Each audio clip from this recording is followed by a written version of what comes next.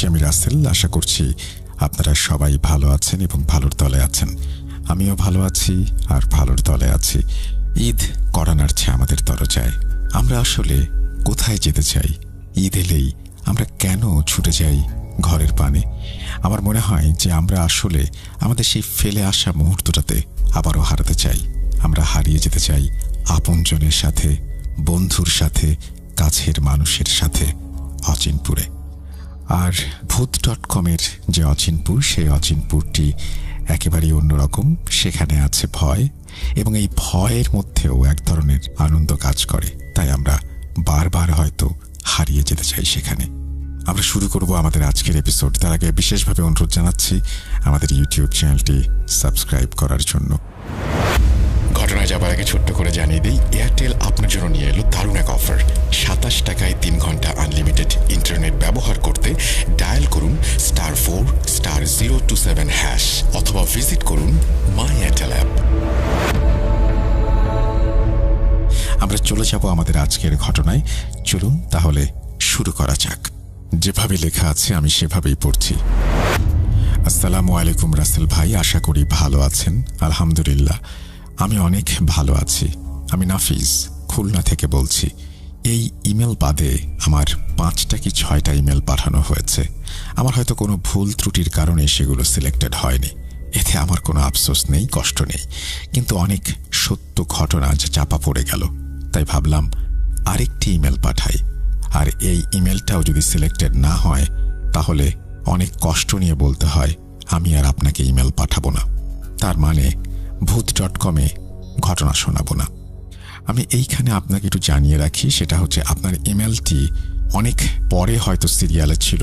তার আগে আরও অনেকের ইমেল আমি পড়েছি, সেই জন্য অনেক সময় দেরি হয়। এবং আমরা কিন্তু বলি ইমেল দিয়ে আপনাদেরকে যে দেরি হতে পারে, আপনি যদি না চান তাহলে আপনি ঘটনা না শেয়ার করতে পারেন। একটা ইমেলেই কিন্তু আমরা সেটা লিখে পাঠাই। আপনার এই ঘটনাটি সিলেক্টেড হয়েছে, ঘটনাটি ভালো বলে আপনি অনেক দিন ধরে অপেক্ষা করেছেন, সেই কারণে নয়। আমরা চলে যাচ্ছি ঘটনায়। ঘটনাটি 2024 সালের। আমি তখন এসএসসি এক্সাম দেব। আমাদের এলাকার মসজিদে কিছু তাবলিগের লোকজন আসে, আর আমি সবসময় চেষ্টা করি মসজিদে সালাত আদায় করতে। তো এক পর্যায়ে তাদের সাথে আমার পরিচয় হয়, খুব ভালো ঘনিষ্ঠ সম্পর্ক হয়ে যায়। প্রতিনিয়ত তাদের বয়ান শুনতাম, কোরআন হাদিসের কথা শুনতাম। তারা যখন শেষ দিন, মানে তাবলিগে আসা মানুষগুলো প্রতি মসজিদে 4-5 দিন করে থাকেন, তো আমাদের মসজিদে 4 দিন ছিলেন। শেষের দিন আমাকে তাবলিগে আসা রকিব ভাই বলেছিলেন, নাফিজ, তুমি কি আমাদের সাথে যাবে 3 দিনের জন্য?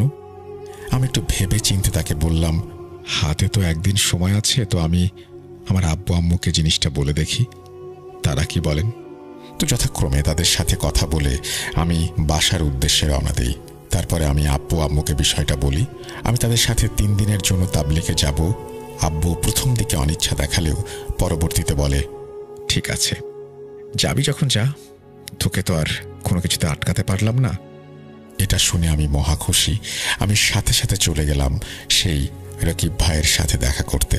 রকিব ভাইকে বললাম আমি যাব। রকিব ভাই বললেন, তাহলে তোমার ব্যাগ গুছিয়ে রেডি করে রেখো, আর এশার সময় তুমি মসজিদে সবকিছু নিয়ে আসবে। তারপর আমি যথাক্রমে বাসার দিকে চলে যাই এবং এশার সময় আমার সেই ব্যাগ নিয়ে মসজিদে হাজির হই। তারপরে আমরা সবাই এশার নামাজ আদায় করে খাওয়া দাওয়া করে ঘুমিয়ে যাই। ফজরের নামাজ পড়ি, অন্য মসজিদে থাকার জন্য রওনা দেই। তো আমরা সেই নতুন মসজিদ খুলনার নিরালার কোনো একটা মসজিদে যাই।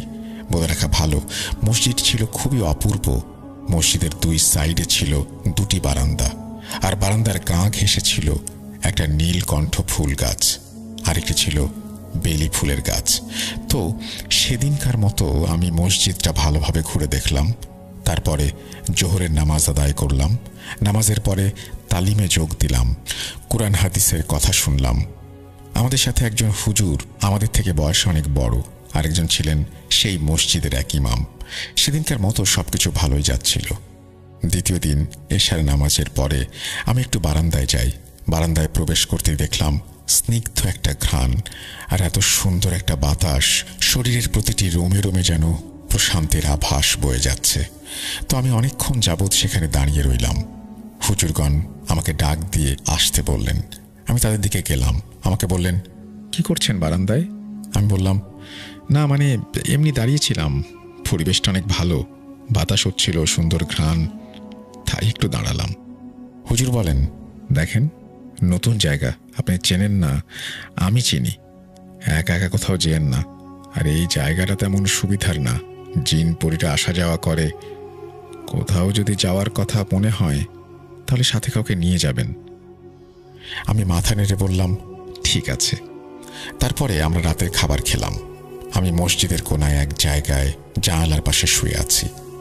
রাত তখন 11:30। আমি আগে এমন জায়গায় অর্থাৎ তাবলিগে আসিনি। সেই লোকটির মুখে এমন কথা শুনে আমার মাথায় ঘুরপাক খাচ্ছিল অনেক কিছু, যার জন্য ঘুম আসছিল না। আমি একটু অস্বস্তি বোধ করছিলাম, তো আমি জানালার দিকে এক দৃষ্টিতে তাকিয়েছিলাম। আমি যেটা দেখতে পেলাম, একটা সুপারি গাছে আগুনের 2টা গোলা একবার সুপারি গাছ থেকে নিচে পড়ছে, আবার নিচ থেকে ওপরে উঠে যাচ্ছে। এটা দেখার পরে আমি একটু ভয় পেয়ে যাই। তো আমি একটু সামনে এগিয়ে জানালার আংটা ধরে পরিষ্কারভাবে দেখার চেষ্টা করছিলাম জিনিসটা কি। তখনই আমার পেছন থেকে কেউ একজন আমার কাঁধে হাত রাখে, আর আমি সাথে সাথে লাফ দিয়ে উঠি। পেছনে তাকাতেই দেখি সেই হুজুর আমাকে বলছেন, কি হয়েছে আপনার? জানলার দিকে তাকিয়ে আছেন, আপনাকে এমন দেখাচ্ছে কেন? ভয় পেয়েছেন? আমি বললাম, না না, তেমন কিছু না, আসলে রাতে কোথাও থাকার অভিজ্ঞতা ছিল না তো, এটাই প্রথম, তাই একটু সমস্যা হচ্ছে। হুজুর আমাকে বললেন, ঠিক আছে, তাড়াতাড়ি শুয়ে পড়েন, বেশি রাত জাগবেন না, তাহাজ্জুদের নামাজ পড়া লাগবে তো। তো সেদিনকার মতো আমি শুয়ে পড়ি, তারপর তাহাজ্জুদের নামাজ পড়ি। তার পরের দিন আমি সেই জিনিসটা নিয়ে ভাবতে থাকি। বরাবরের মতো আমি নামাজ আদায় করি। তো সেদিন রাতে এশার নামাজ পড়ার পরেই আমি শুয়ে পড়ি। মাঝরাতে আমার ঘুম ভেঙে যায়।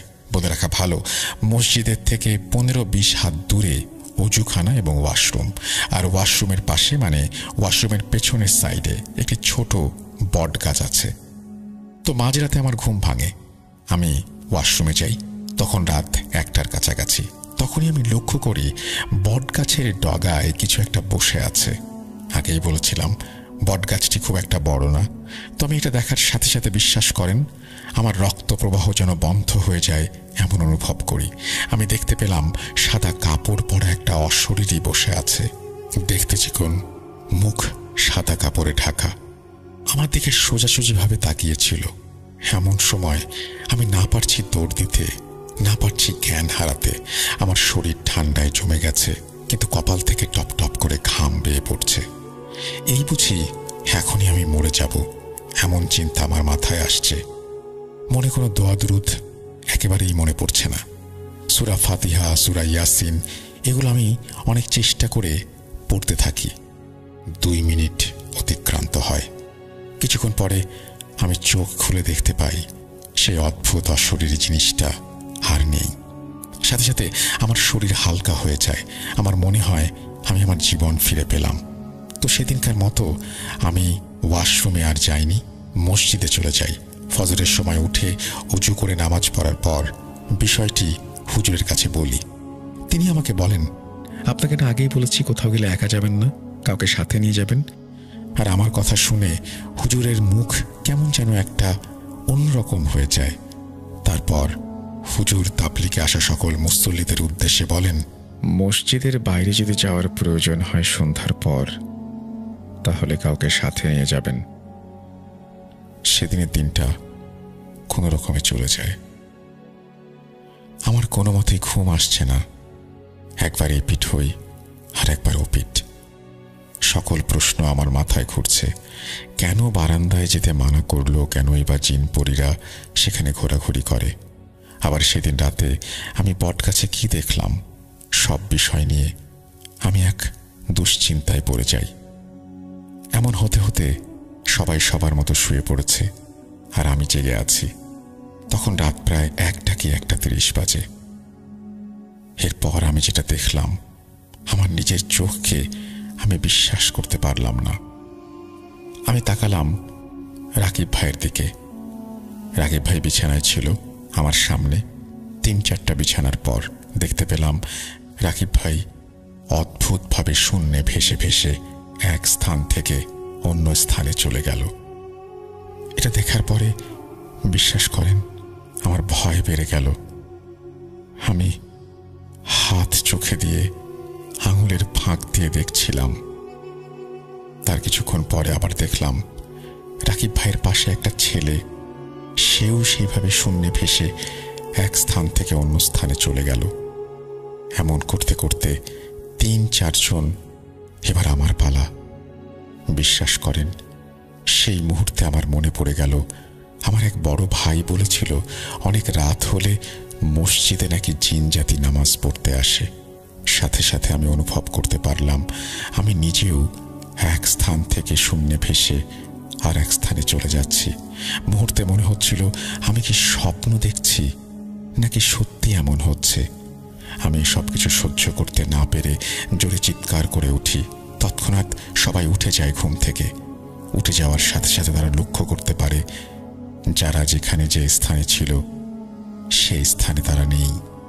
সাথে সাথে মসজিদের সকল লাইট জ্বালানো হয়। সবাই একটু ভয় পেয়ে যায়। আমার কাছে এসে সবাই জিজ্ঞেস করলো, তুমি এমন চিৎকার করে উঠলে কেন? আমি ভয়ে বিষয়টা কাউকে বলতে পারলাম না। হয়তো দুঃস্বপ্ন দেখেছি এই জন্য। তারাও একটু চিন্তিত হয়ে পড়ল। তখন এক ব্যক্তি উঠে বলল, আমাদের ঘুমানোর জায়গাটা ঠিক হয় নাই, আমাদের অন্য পাশে ঘুমানো উচিত। পরদিন সকালবেলা আমি ডিসিশন নেই আমি চলে যাব, কারণ আমার সাথে যে অস্বাভাবিক ঘটনা ঘটছে তাতে আমি মানসিকভাবে ভেঙে পড়ছি। সকালে আমাকে যেতে দেয়নি কেউ, বলল তুমি মাগরিবের পরে যেও। আমি চিন্তা করলাম মাগরিবের পরেই যাই। আসরের নামাজ আদায় করে আমি আমার যাবতীয় জিনিসপত্র ব্যাগে গুছিয়ে নিয়েছি। তারপর তালিমে বসি। মাগরিবের নামাজ আদায় করে সবার সাথে মোসাফা করে যেই না বের হতে গেছি, খুব জোরে ঝড় হতে শুরু করলো, বৃষ্টি আর মেঘ। আমি সাহস করলাম না আর যেতে। আস্তে আস্তে এমন করে এশার সময় চলে এলো। এশার আজান দিল। আজানের সাথে সাথে ঝড় বৃষ্টি তুলনামূলকভাবে কমে আসলো। আমি সাথে সাথে নামাজ কালাম পড়ে রওনা দিলাম বাসার উদ্দেশ্যে। বৃষ্টির কারণে অনেক রাস্তা কিছুটা পানির নিচে চলে গেছে। তো আমি অটোতে উঠলাম। বলে রাখা ভালো, আমাদের বাসার রাস্তাটা ইট পাটকেল দিয়ে ভরা।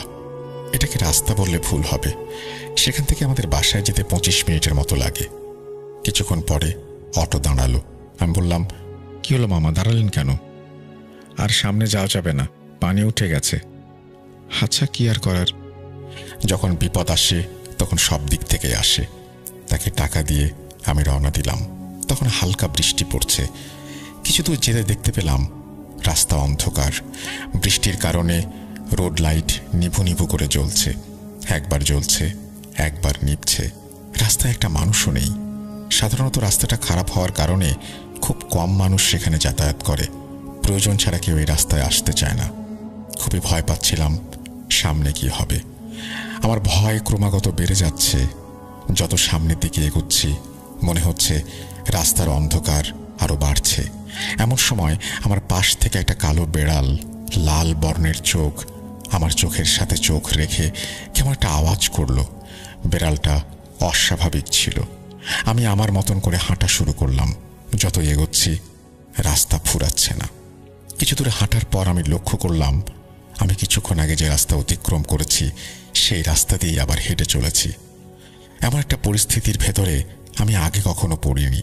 এবার আমি মনে মনে আত্মবিশ্বাস নিয়ে কাঁধের ব্যাগ শক্ত করে হাত দিয়ে ধরে জোরে জোরে হাঁটা শুরু করলাম। আর মনে মনে যত রকমের সূরা আছে সব পাঠ করতে লাগলাম। শেষমেশ আমার বাড়ির সামনে একটা কবরস্থান পড়ে। সেখান থেকে আমার বাড়িতে আসতে 10 মিনিট লাগে। কবরস্থানের রাস্তায় একটু উঁচু হওয়ার কারণে পানি উঠতে পারেনি। তখন প্রায় 10টার মতো বাজে। কবরস্থানের ভেতর থেকে শেয়ালের ডাক আর কুকুরের ডাক আমার আত্মাকে মৃত বানিয়ে ফেলল। আমি দৌড়ে বাসায় যেতে লাগলাম। আর সেই মুহূর্তেই কিছু ছায়ামূর্তি দ্রুত গতিতে আমার পিছু নিল। দেখলাম 2টা কুকুর, মুখ থেকে লালা ঝরছে। এটা দেখার পর আমি দৌড় দিলাম। সাথে সাথে একটা গাছের সাথে ধাক্কা খেয়ে আমি অচেতন হয়ে গেলাম। তারপর সকালে ঘুম থেকে উঠে দেখি আমি আমার বিছানায়।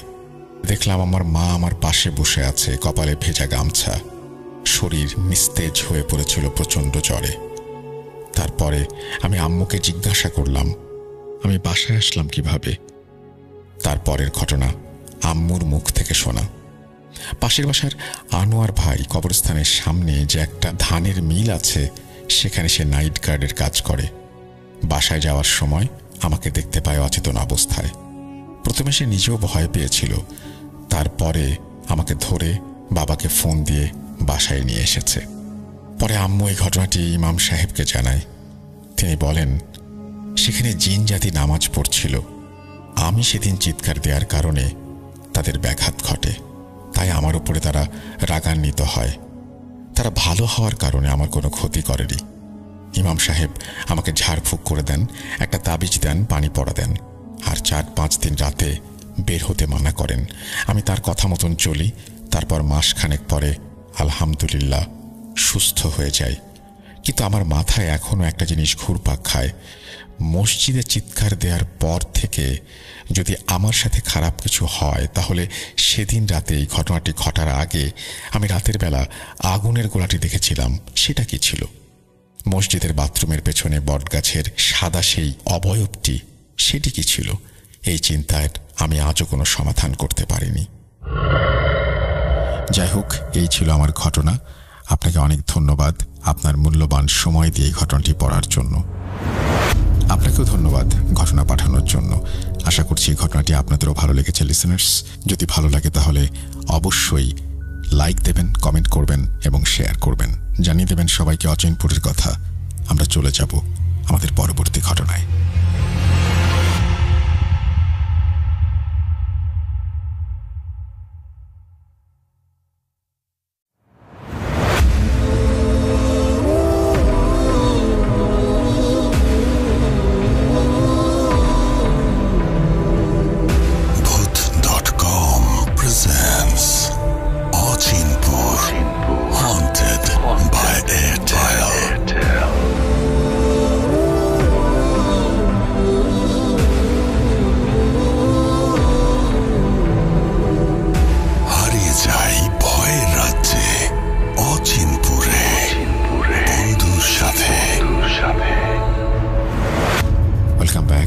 সবাইকে স্বাগত জানাচ্ছি আমি রাসেল। আশা করছি আপনারা সবাই ভালো আছেন, ভালোর তলে আছেন।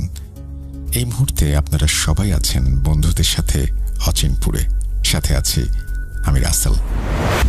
ঘটনায় যাবার আগে ছোট্ট করে জানিয়ে দিই, এয়ারটেল আপনার জন্য নিয়ে এলো দারুণ এক অফার। 27 টাকায় 3 ঘন্টা আনলিমিটেড ইন্টারনেট ব্যবহার করতে ডায়াল করুন *4*027# অথবা ভিজিট করুন মাই এয়ারটেল অ্যাপ। কথা না বাড়িয়ে আমরা চলে যাব আমাদের আজকের দ্বিতীয় ঘটনায়। যেভাবে লেখা আছে আমি সেভাবেই পড়ছি।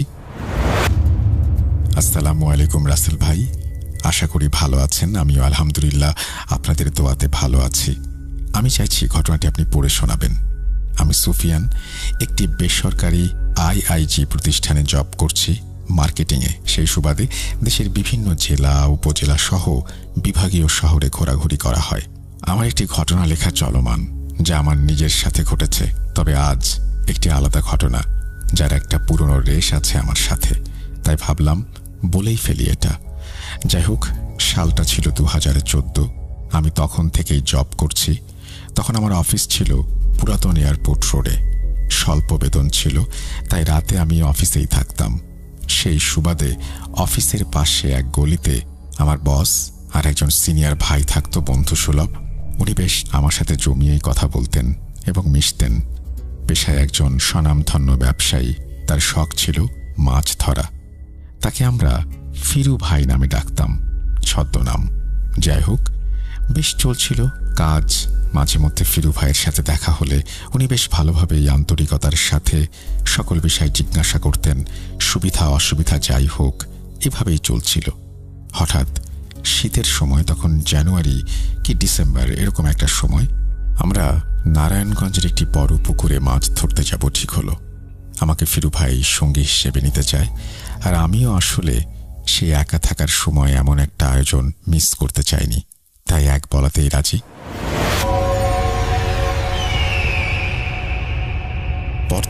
শুক্রবার সকাল 6টায় বের হব আমরা। রাতেই ফিরু ভাই খাবার রেডি করবেন। ঠিক 10টায় উনি ওনার সাজসজ্জা দেখতে আমাকে ফোন করে যেতে বললেন। আমি রাতের খাবার সেরে গেলাম ওনার বাসায়। আমি জানতাম এটা ওনার বাসা, কিন্তু কখনো ঢোকা হয়নি। আজ প্রথম ঢুকলাম। ওনার বাসাটা ঠিক ছিল অনেক পুরনো আমলের একটা বাসা, 4 তলা। নিচতলা একটি ইউনিটে ভাইয়া ভাবি সহ ওনার বাচ্চারা থাকতেন।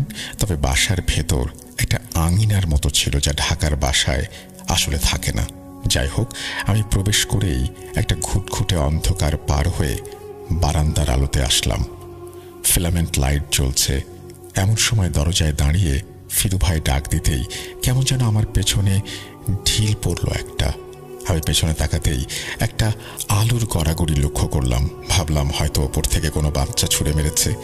এর মাঝে ফিরু ভাই এসে দরজা খুললে আমি বারান্দায় এক পা দিয়েছি, অমনি সজোরে বুলেটের মতো একটা ঢিল এসে লাগলো।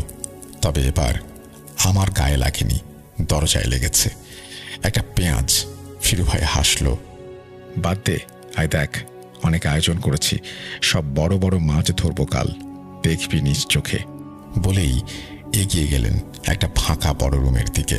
দেখলাম 6টা হুইল, মাছ রাখবার একটা নেটের ব্যাগ, আর 5-5টা প্লাস্টিকের মগে মেডিসিন দিয়ে রাখা মাছের খাবার। তবে হিরু ভাই আর একটা কি যেন খুঁজছে। জিনিসটা খুঁজতে খুঁজতে এপাশ ওপাশ দেখতে দেখতে আমরা বের হলাম। উনি বিভিন্ন কিছু বললেন খাবারের বিষয়ে, তবে আমি মনোযোগ দিতে পারিনি, কারণ ওই ঢোকার সময় ঢিলের বিষয়টা আমার মাথা থেকে যাচ্ছে না। সেটা শেষ করে বসলাম ওনার ড্রয়িং রুমে। ভাবি বেশ কিছু ফল কেটে দিয়েছেন খাওয়ার জন্য। খাওয়া শেষ করে বিদায় নিলাম। বারান্দায় এসে ফিরু ভাই দরজায় তালা দিচ্ছে। আমি বের হলাম। রাস্তায় এসে মনে পড়ল আমার ফোনটা রেখে এসেছি। তাড়াহুড়া করে আবার ফোন আনতে গেলাম। দরজা দিয়ে ঢুকতেই অন্ধকার একটা ধাক্কা খেলাম। বুঝে ওঠার আগেই দেখলাম চোখের পলকে একটা কালো অবয়ব ফিরু ভাইয়ের আঙিনায় থাকা একটা নারিকেল গাছের ওপর কয়েক সেকেন্ডে উঠে গেল। আমি অবাক হয়ে তাকিয়ে আছি। দুটো চোখ আমায় দেখছে। এমন সময় ফিরু ভাই আমায় এসে ডাক দিলে আমি স্বাভাবিক হই। বলল, তোর ফোন রেখে গেছিলি, ওটা দিতেই বের হলাম। তুই দেখি এখানে দাঁড়িয়ে, তোকে ডাকছি 5 মিনিট ধরে, তুই আমার দিকে তাকাস কিন্তু কথা বলিস না। কি হয়েছে তোর? শরীর ঠিক আছে তো? আমি কিছু বলতে পারলাম না। ফোন নিয়ে চলে আসলাম। তখন রাত প্রায় 12টা। রাস্তা নীরব। অফিসে গেলাম। কিছুতেই শান্ত হতে পারছি না। পায়চারি করছি অফিসের করিডোর, আর একটার পর একটা সিগারেট খাচ্ছি। প্রায় রাত 2টা। ঘুম নেই, আবার ক্লান্ত লাগছে খুব। শুয়ে পড়লাম। কিছুক্ষণের মধ্যেই গভীর ঘুমে তলিয়ে গেলাম। হঠাৎ আমার ঘুম ভেঙে গেল। আমার রুমটা এত অন্ধকার কখনো থাকে না। ঘুম ভাঙার পরে বুঝলাম বিদ্যুৎ নেই। তবে একটা ঘন অন্ধকারে আমি মনে হচ্ছে অন্ধ হয়ে গেছি। আমার অফিসের ওয়ালের পাশেই কে যেন ভীষণভাবে কান্না করা শুরু করলো। আমার গায়ে হিম শীতল অনুভূতি। আমি সাংঘাতিকভাবে ভয় পেয়েছি। ঘামে ভিজে যাচ্ছি। কি হচ্ছে বুঝে ওঠার আগেই বিছানা থেকে কে যেন সজোরে ধাক্কা দিল। আমি পড়ে গেলাম আর আজান শুনলাম। আমি উঠে দাঁড়াতেই যেন সব স্বাভাবিক হয়ে গেল। কান্না নেই। ঘরে হালকা আলো অনুভব করলাম। তবে একটা ভীষণ রকমের গোলাপ জলের গন্ধ অনুভব করলাম। এদিকে প্রচণ্ড ভয়ে আমার ঘুমানোর সাহস হলো না। অফিসের সব লাইট জ্বালিয়ে লবিতে আবার সিগারেট খেতে আসলাম। নাইট গার্ড আব্দুল আসলো আমাকে জিজ্ঞেস করতে, কি হয়েছে, ঘুমায়নি কেন? আমি বললাম, না, আর কিছু করার নেই, এমনি বলে ওনার সাথে বিভিন্ন গল্প করতে করতে সকাল হয়ে গেল। ফিরু ভাই জলদি বাসায় যাবার জন্য কল দিল। হালকা ফ্রেশ হয়ে বেরিয়ে পড়লাম। ফিরু ভাইয়ের বাসায় গেলাম। উনি এবং আমার বস সবাই গাড়িতে করে নারায়ণগঞ্জে মাছ ধরতে চলে আসলাম। সেদিন সারাটা দিন ছিলাম, কোনো মাছ নেই। ঠিক সন্ধ্যাবেলা আমি চা খেতে খেতে ফিরু ভাইয়ের কাছে জানতে চাইলাম, আচ্ছা ভাইয়া, আপনার ওই বাসায় কি কোনো সমস্যা আছে? আমাকে বলল, কেমন সমস্যা রে? আমি বললাম, এই ধরুন ভূত বা অন্য কিছু। ফিরু ভাই মুচকি হেসে বলল, তুই সব বিলিভ করিস? আমি মাথা নাড়িয়ে বললাম, না, তাও জিজ্ঞেস করলাম, পুরনো বাসা তাই। আর কথা বাড়ানো হয়নি। আমরা আবার মাছ ধরতে গেলাম। প্রায় রাত 11টা অবধি বেশ কয়েকটা বড় মাছ ধরা পড়ল। আর প্রচণ্ড ঠান্ডায় বসে থাকতে থাকতে অবস্থা আমাদের খারাপ হয়ে যাচ্ছিল। একবার চলে যাব ভাবছি, কিন্তু ফিরু ভাই মাছের সমাহার দেখে যেতে নারাজ। এভাবে প্রায় রাত 3টা অবধি আমরা অনেক মাছ ধরলাম, প্রায় 30-35 কেজি হবে। কিন্তু ঠিক যখন সবকিছু গুছিয়ে মাছ ভরা সেই থলেটা পুকুর থেকে তুলে আনা হলো, সেখানে আর মাছ মিলল না। মিলল আঁশ, লেজ, কাটা, আর কি ভয়ানক গন্ধ। আমরা সহ ড্রাইভার, ওই পুকুরের পাহারাদার যারা ছিলেন, সবাই অবাক, এত বড় বড় মাছগুলো গেল কোথায়? এর মাঝে হঠাৎ ফিরু ভাই আমায় আস্তে সাইডে এনে জিজ্ঞেস করলো, হেই, তুই কাল বা আজ কিছু দেখেছিস, ভুল কিছু? আমি তোকে ভয় দেখিয়েছি। আমি বললাম, ভাইয়া, তাই তো আপনাকে আমি জিজ্ঞেস করছিলাম। বলা মাত্র ফিরু ভাই আফসোস বাদ দিয়ে ড্রাইভারকে বলল সব গাড়িতে নিতে। এরপর অপেক্ষা করলাম ফজরের আজানের জন্য। আজানের পরে ফিরু ভাই একজন হুজুরকে ফোন করেন এবং তারা দূরে গিয়ে কি সব গল্প করেন। আমার কানে ধরা ফোন। হুজুর কিছু দোয়া দুরুদ পাঠ করেন, যা আমাকে শুনতে বললেন। আমি মনোযোগ দিয়ে শুনলাম। এরপর আমার মনে ভীষণ ভয় করতে লাগলো, গত রাতের ভয়ানক সেই ঘটনা ভেবে। এভাবেই সেখান থেকে বিদায় নিয়ে মহান আল্লাহর নাম নিয়ে আমরা রওনা হলাম। আমি আর অফিসে যাইনি। আমার বসের বাসায় সেদিন সকালে গিয়ে ঘুমালাম। শুক্রবার ছিল, তাই নামাজের আগে উঠে অফিসে এসে গোসল করে পবিত্র জুম্মার নামাজ আদায় করলাম। ফিরু ভাইয়ের বাসায় দাওয়াত ছিল, সেখানে উপস্থিত হলাম এবং দেখলাম সেখানে দুজন আলেম এসেছেন। ফিরু ভাই তাদের সব ঘটনা খুলে বললেন, সেই রাতের কথা, মাছের কথা। এরপর তারা বাসাটি ঘুরে বিভিন্ন সূরা ও আয়াত পড়ে বন্ধ করে দিল। ফিরু ভাইকে যতটা দ্রুত সম্ভব বাসাটি ছেড়ে দেওয়ার পরামর্শ দিল। আমাকে অভয় দিয়ে বলল, তোমার কোনো ক্ষতি করতে পারবে না। মহান আল্লাহ পাকের অশেষ রহমতে তুমি সম্পূর্ণ বিপদমুক্ত। আজ সেপ্টেম্বর 2023, প্রায় 8 বছর পরে ফিরু ভাইয়ের সাথে দেখা। প্রাসঙ্গিক কারণে আমার সেই বসের বাসায় গেল সোমবার গিয়েছিলাম। ঠিক তখনই একজন বৃদ্ধ লোক বাসায় এসেছেন। আমাকে দেখেই সালাম প্রদান করলেন। মনে হলো তাকে আমি চিনি, কিন্তু সঠিক বুঝতে পারছি না। উনি একবার আমার নাম ধরে জিজ্ঞেস করে বসলেন, কেমন আছি, আমি কোথায় থাকছি। তখন স্পষ্ট ফিরু ভাইয়ের কথা মনে পড়ে গেল। আরে, এ কি দেখছি, জোয়ান তাগড়া একজন মানুষ এমন নিস্তেজ হয়ে গেছে কিভাবে? চেহারায় বয়সের ছাপ। যাই হোক, গল্পে গল্পে ভাবি তাদের পুরনো বাসা নিয়ে অনেক দুঃখ করল। এই পুরনো বাসাই নাকি তাদের পথে বসিয়েছে। আমি জানতে চাইলাম, আচ্ছা ভাবি, বাসাটার আসলে কি সমস্যা ছিল, বলা যায়? অনেকটা হাঁফ ছেড়েই বললেন, আসলে বাসাটা একজন ফাদারের ছিল, যিনি ইংল্যান্ড থেকে এসেছিলেন। তিনি বাসাটি তৈরি করেছিলেন থাকার জন্যই, কিন্তু তিনি বাংলাদেশ এবং ইংল্যান্ড এবং বিভিন্ন অনুষ্ঠানে যোগ দেওয়ার জন্য যাওয়া আসার মধ্যেই থাকতেন, যার কারণে একটা সময় তিনি সেই বাসাটি ভাড়া দিয়ে দেন। এভাবে তিনি একটি গ্রামের ছেলেকে নিয়ে আসেন তার দেখভাল করার জন্য। তাকে বিভিন্ন বিষয়ে শিক্ষা দিতেন, বিশেষ করে তাদের ধর্ম সম্পর্কে। এর মাঝে হঠাৎ করেই মারা যান সেই ফাদার। উত্তরসূরি হিসেবে সেই ছেলেকেই বাসাটি বুঝিয়ে দেয়া হয়। সে থাকতো, ভাড়া দিত। এভাবে চলতে চলতে হঠাৎ সেই ছেলেটি অদ্ভুত আচরণ করা শুরু করলো এবং সে চার্চে যাওয়া বন্ধ করে দিল। সে বাসায় বিভিন্ন ব্ল্যাক ম্যাজিক নিয়ে রিসার্চ করত। এভাবে সে অনেক শক্তিশালী হয়ে পড়ে এবং অনেক ডেভিল নাকি তার হুকুমের গোলাম হয়ে যায়। আর সেই সময়টাই হয়ে যায় কাল। তার সব কাজে তাজা প্রাণের একটা চাহিদা ছিল, যা সে পূরণ করত সেই বাসায় ভাড়া থাকা লোকজনদের দিয়ে এবং তার বিভিন্ন শক্তি অ্যাপ্লাই করত তাদের উপরে। এভাবে চলতে শুরু করলো। সেই বাসায় শুরু হলো মৃত্যুর মিছিল। আজ নিচতলায়, সামনের মাসে 2য় তলায়, আবার সামনের মাসে 3য় তলায়। এভাবে প্রায় 1 বছরে সেই বাসায় 8 জন মানুষ মারা যায় এবং সম্পূর্ণ স্বাভাবিকভাবেই রাত হলে নারকেল গাছ থেকে কান্নার আওয়াজ ভেসে আসে। বারান্দা ও জানালায় বিভিন্ন কাঁচা তরকারির ঢিল পড়ে। রাতে ছাদে বিভিন্ন গান বাজনার আয়োজন হয়। জীবন অতিষ্ঠ সবার। এরপর হঠাৎ সেই ফাদারের কিছু পরিবারের লোকজন আসলেন এবং সেই বাসাটি সম্পূর্ণ একটি চার্চকে দান করে দিলেন। তারা ফেরত চলে গেলেন। যাবার সময় সেই ছেলেটিকে নিয়ে যেতে চাইলেন। সে রাজি হয়নি, তাই তাকে একটি ফ্ল্যাটে থাকার ব্যবস্থা করে দেওয়া হয়। কিছুদিন পরে প্রপার্টি কোম্পানির লোকজন এসে বাসা ফাঁকা করার নোটিশ দিয়ে বাসাটি ভেঙে ফেলার সিদ্ধান্ত নেন এবং সকলকে বাসাটি ছেড়ে দেবার 30 দিন সময় বেঁধে দেন। 30 দিন যেন 3 বছর। প্রতিদিন রাতে অসম্ভব রকমের বাদ্যযন্ত্র বাজানোর আওয়াজ, অচেনা সব ভাষার গান, চিৎকার, কান্না সবকিছু মিলিয়ে প্রতিটি রাত সবার কাছে বিভীষিকাময়। সপ্তাহখানেক পর 4 জন বাড়িওয়ালা কয়েকজন আলেমের দ্বারস্থ হলে আলেম সাহেব জানান যে ব্ল্যাক ম্যাজিক করা হতো এই বাসায়, তারই সব ডেভিলেরা। এরা এখনো পাগল হয়ে গিয়েছে, কারণ বাসাটি আর থাকছে না। এখন কোনো কাজ করে লাভ নেই, একটাই সমাধান, বাসা ছেড়ে দেয়া। তাছাড়া সকলের বিপদ হতে পারে। এই পরামর্শ দিয়ে আলেম সাহেব সেদিনের মতো বিদায় নেন। পরদিন সকালে ফিরু ভাইয়ের বাসায় বেড়াতে আসা তার ছোট মামা এবং বাকি যে 3 জন পরিবার, তাদের এক পরিবারের একটি সন্তান মারা যান। এর আগে ফিরু ভাইয়ের বাবা মাও 15 দিনের ব্যবধানে মারা গেছেন। পরের 2 দিনে বাকি 2 পরিবারের একজন ওয়াইফ এবং একজন প্রাপ্তবয়স্ক মেয়ে মারা যায়। ফলে সবাই আতঙ্কিত হয়ে পড়ে। ফিরু ভাইয়ের ওয়াইফ অসুস্থ হয়ে পড়েন। পরদিন তার অফিসে এক বিশাল ক্ষতি হয়। 50% মূলধন নষ্ট হয়ে যায়। একটা চরম পরিস্থিতি দাঁড়িয়ে যায় সবার জীবনে। ফিরু ভাই আর দেরি করলেন না।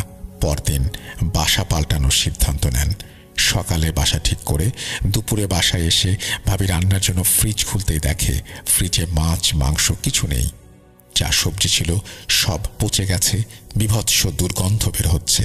ফিরু ভাই আর এক মুহূর্ত দেরি না করে একজন আলেমের সহায়তায় তার নতুন বাসা বন্ধ করে নিলেন এবং আলেম সাহেবের উপস্থিতিতেই বাসা পরিবর্তন করে নিলেন। সেই রাতে ফিরু ভাইকে স্বপ্নে সেই ফাদারের দেখভাল করা ছেলেটি বলে, তুই বেঁচে গেলি, তোকে আমার ইচ্ছে ছিল মেরে ফেলার। তুই প্রথম আমাকে বিরক্ত করেছিলি হুজুরকে ডেকে, তোর ক্ষতি আমি করবই। পরদিন সকালে ফিরু ভাই আর কাউকে কোনো কিছু বলেনি। বাসায় রেখে আসা একটা আলমারি নিতে গিয়েছিল। অস্বাভাবিকভাবে আলমারিটি ফিরু ভাইয়ের কোমর বরাবর পড়ে যায় এবং তার কোমরের মূল হাড় ফ্র্যাকচার্ড হয়ে যায়। ফিরু ভাই প্রায় 5 বছর বিছানায় শয্যায়।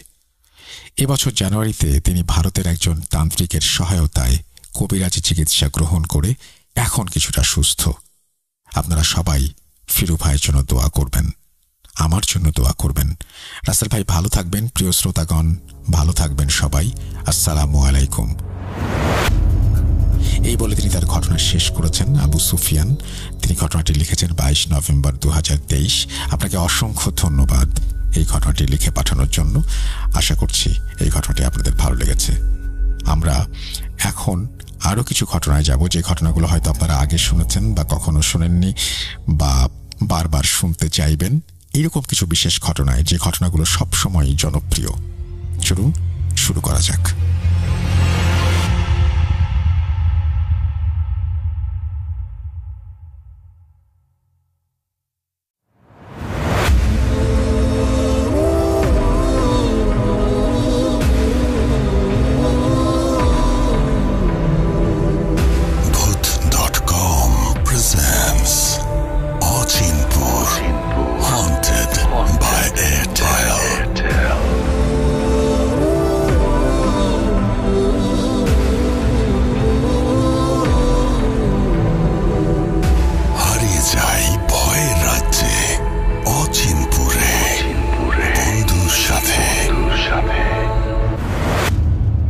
আসসালামু আলাইকুম রাসেল ভাই।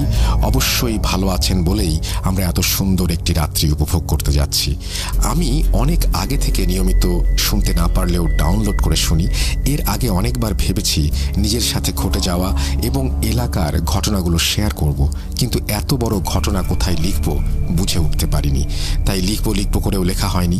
ইউটিউব দেখে নোটপ্যাডে লিখলাম দীর্ঘ প্রায় 24 দিনে। কাজের ব্যস্ততায় আসা সম্ভব না। ভালো লাগলে পড়ে শোনাবেন। ঘটনা শুরুর আগে পরিচয়টা দিয়ে দিচ্ছি। আমার নামটা গোপন রাখতে হবে, কারণ মেইলি কিছু বিষয় আছে যা আমার এলাকায় বা তার স্বামী জানলে সমস্যা হতে পারে। গুছিয়ে না বলতে পারা অনিচ্ছাকৃত ভুলের জন্য ক্ষমা চেয়ে নিচ্ছি। এবং তারপরে তিনি তার নাম লিখেছেন, ব্র্যাকেটে যেহেতু দিয়েছেন নামটি বলছি না, এবং তিনি দেশের বাড়ির ঠিকানা দিয়েছেন সেগুলো আমি বলছি না। কথা না পারিয়ে ঘটনা শুরু করা যাক। তার আগে কিছু বর্ণনা দিয়ে রাখি। আমাদের বাজার থেকে 4টি রাস্তা 4 দিকে গেছে। এর মাঝে একটি রাস্তা বাজার থেকে দক্ষিণ দিকে গেছে। আপনারা জানেন কিশোরগঞ্জ একটি হাওর এলাকা। বাজার থেকে যে রাস্তা দক্ষিণ দিকে গেছে তার দুপাশে অনবরত শুধুই ফসলি জমি। বাজার থেকে মাঠের পুরো রাস্তাটা পার হয়ে লোকালয়ে পৌঁছাতে প্রায় 10 মিনিট লাগে। তার প্রায় শেষ প্রান্তে একটি ছোট ব্রিজ বা পুল আছে। ঘটনাটা সেটাকেই কেন্দ্র করে। লোকমুখে প্রচলিত আছে যে ওই ব্রিজের ওপর মাঝে মাঝে মাথাবিহীন মানুষের ছায়া দেখা যায়। মাঝে মধ্যে পুল বা ব্রিজের 20 গজ সামনে গিয়ে ডান দিকের জমির মধ্যে 3টি তাল গাছ আছে, ওইখানে আগুনের বল নিয়ে খেলতে দেখা যেত অনেককে অনেক সময়। হঠাৎ করে আগুনের বল অনেক উপরে উঠতো আবার নামতো। আমি নিজেও একদিন দেখে ভয় পেয়ে পালিয়ে এসেছি। একদিন আমাদের বাজার থেকে চায়ের দোকান বন্ধ করতে প্রায় 1টা বেজে যায়। লোকটার নাম সিদ্দিক, দেখতে মোটাসোটা, 80-র ওপর ওজন। আমরা সিদ্ধু ভাই বলে ডাকি।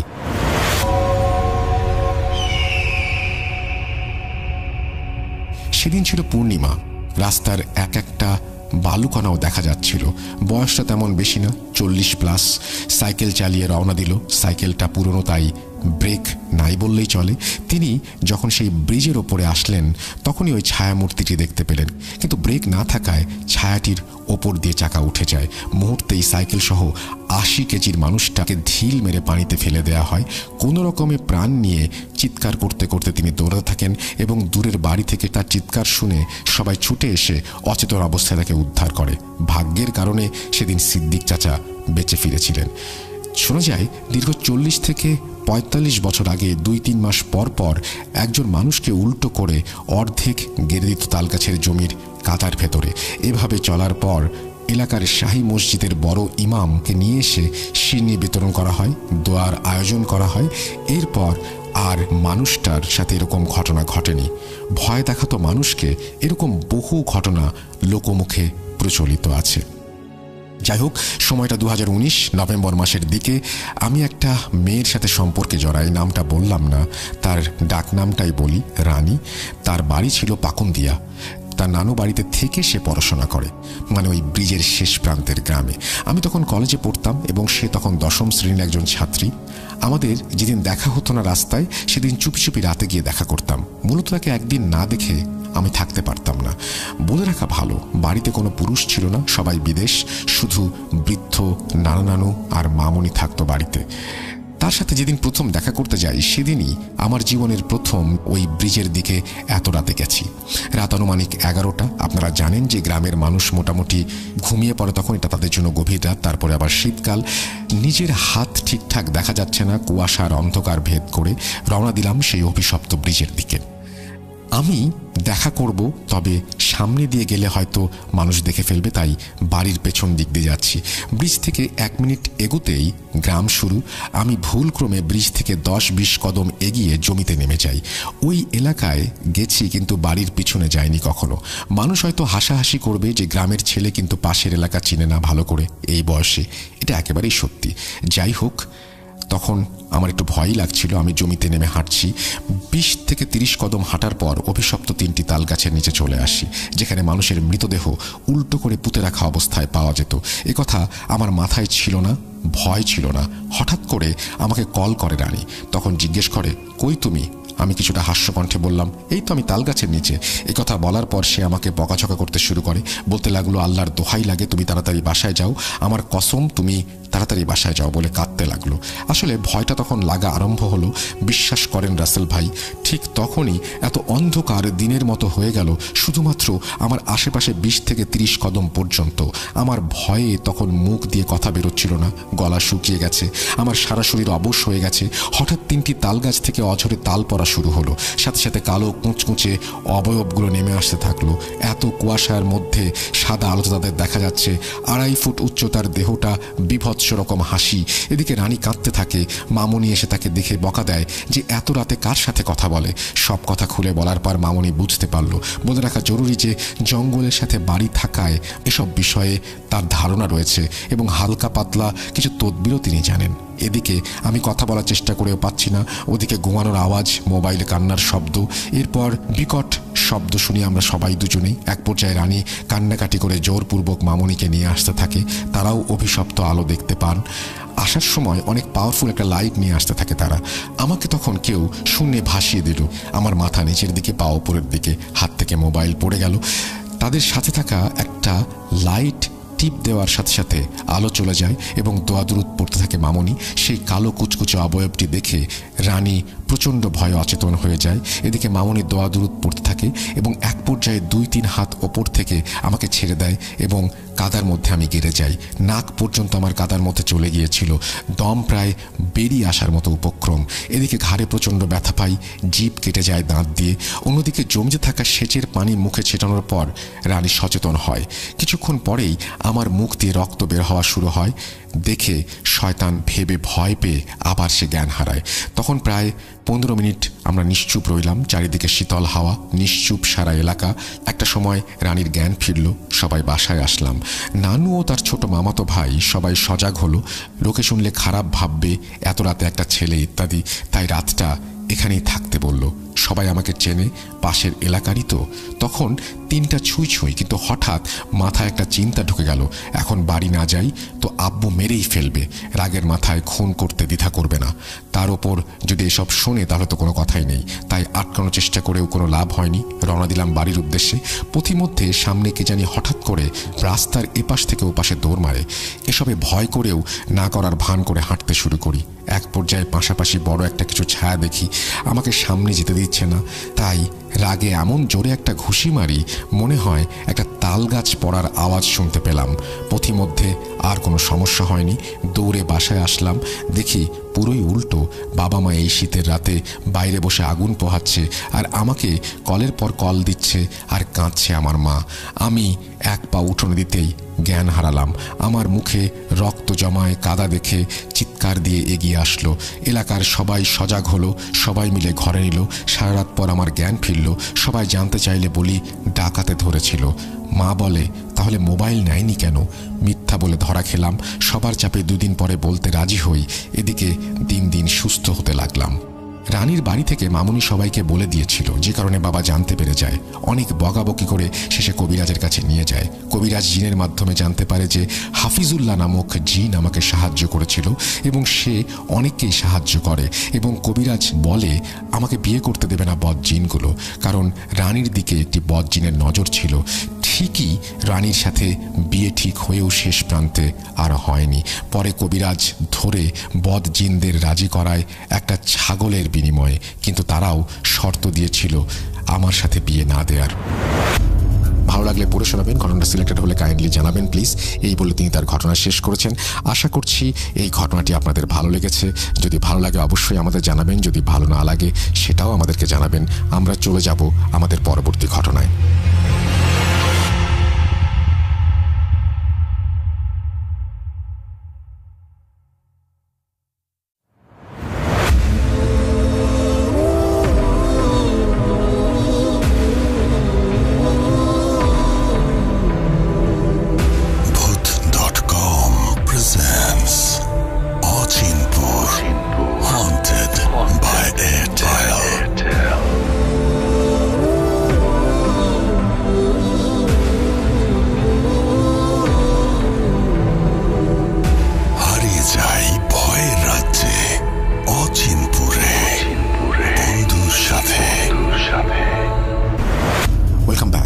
সবাইকে স্বাগত জানাচ্ছি, আমি রাসেল। আশা করছি আপনারা সবাই ভালো আছেন, ভালোর দলে আছেন, এবং আমিও আলহামদুলিল্লাহ ভালো আছি, ভালোর দলে আছি।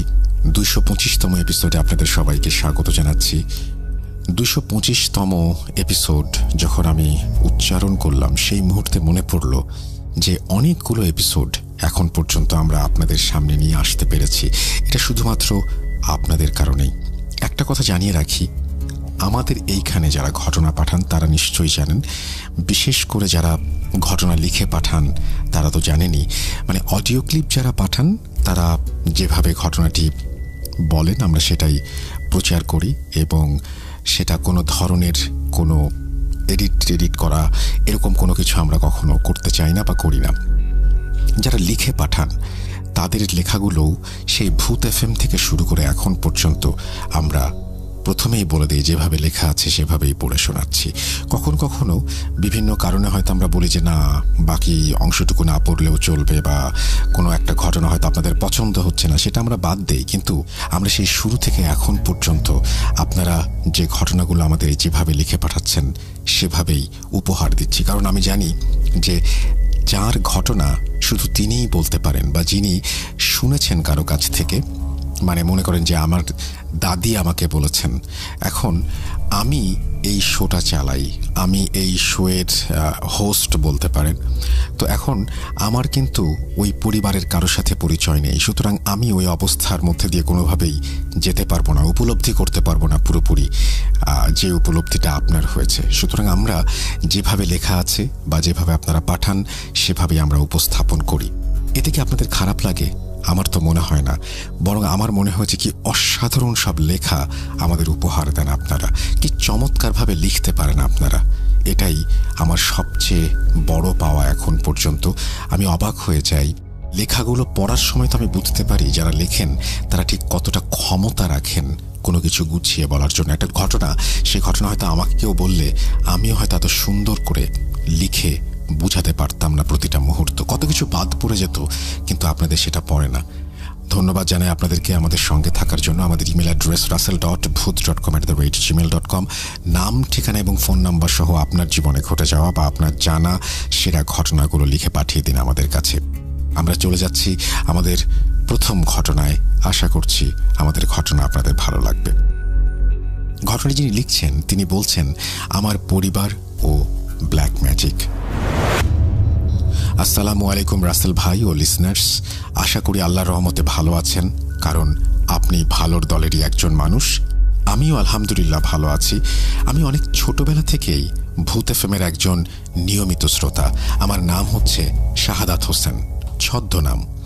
2012 সালে যখন আমি ক্লাস 5-এ পড়ি, তখন থেকেই আমার একজন কাজিনের বড় আপুর সাথে বৃহস্পতিবার রাত অধীর আগ্রহে থাকতাম কখন ভূত এফএম শুরু হবে। বিশেষ করে শীতের রাতে কম্বল মুড়ি দিয়ে বাটন ফোনে হেডফোন লাগিয়ে ভূত এফএম শোনার মজাই ছিল অন্যরকম। মেসেজ পাঠিয়ে বসে থাকতাম কখন রাসেল ভাই মেসেজটা পড়বেন। এখানে বলে রাখি, আমরা বৃহস্পতিবারে না শুক্রবারে শো করতাম। বর্তমানে আমি একটি ইঞ্জিনিয়ারিং ভার্সিটির 3য় বর্ষের ছাত্র।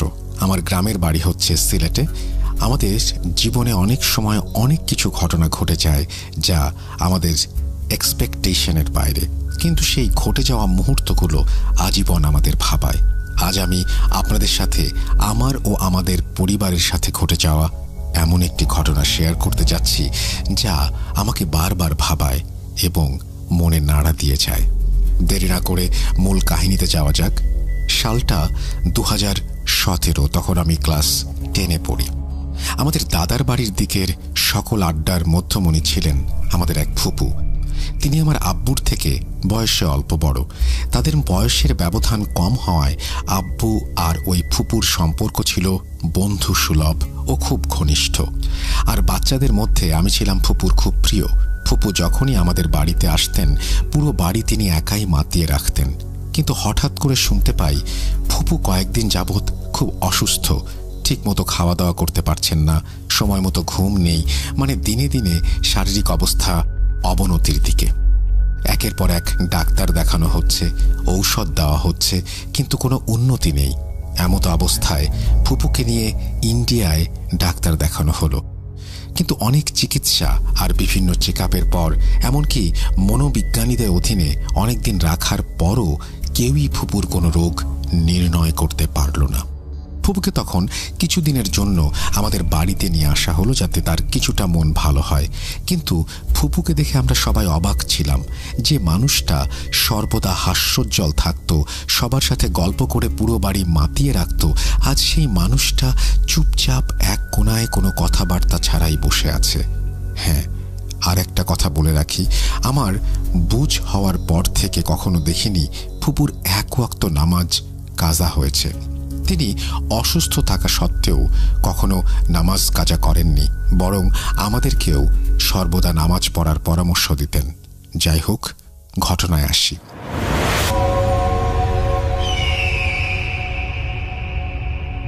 তো ফুপুর এমনই অবস্থা দেখে আমরা সবাই মিলে চেষ্টা করি ফুপুকে গল্পে বা আড্ডায় মাতিয়ে রাখার, কিন্তু ফুপু এসব কিছুতে রেসপন্স না করে চুপচাপ বসে থাকতেন।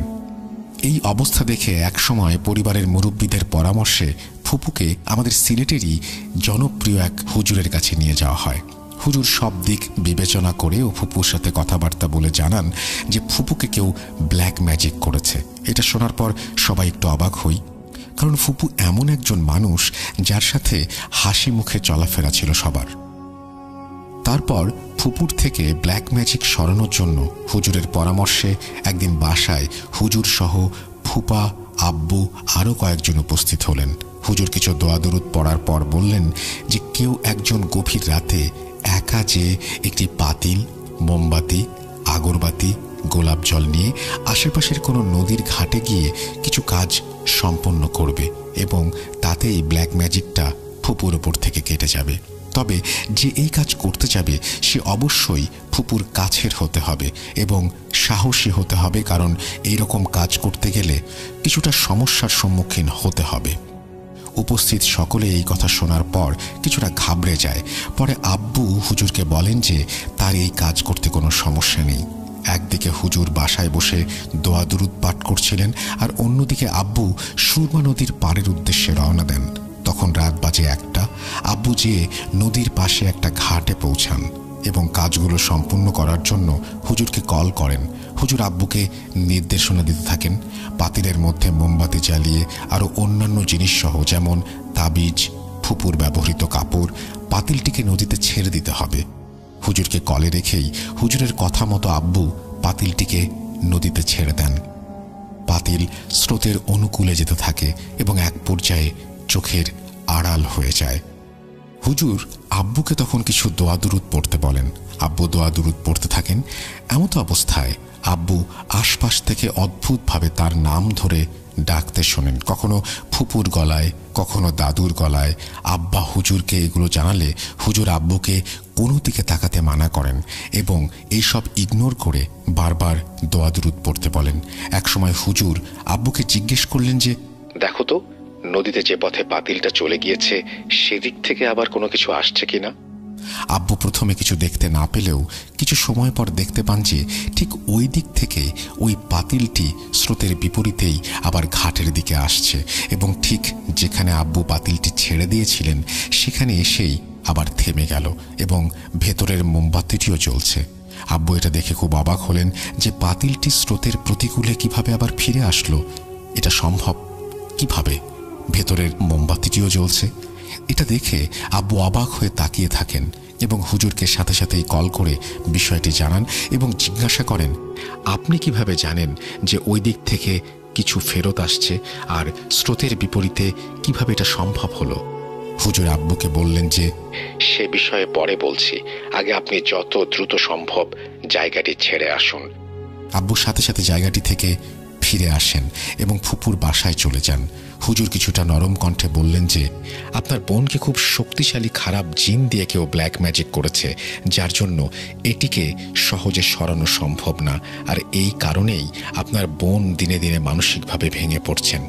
দেখি আর কি করা যায়, আপনারা আল্লাহর কাছে ওনার জন্য দোয়া করতে থাকেন।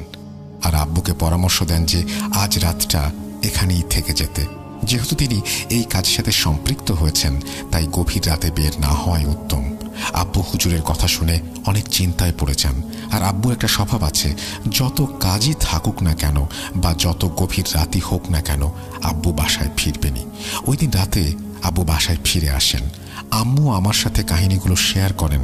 আমি মনে মনে ভাবলাম হুজুর একটা মন গড়া কাহিনী বানিয়ে আব্বুকে বলে দিয়েছেন। এটি বিশ্বাস করার কোনো মানে হয় না, এগুলো কোনো গল্প কাহিনীতে শুনলে মানায়।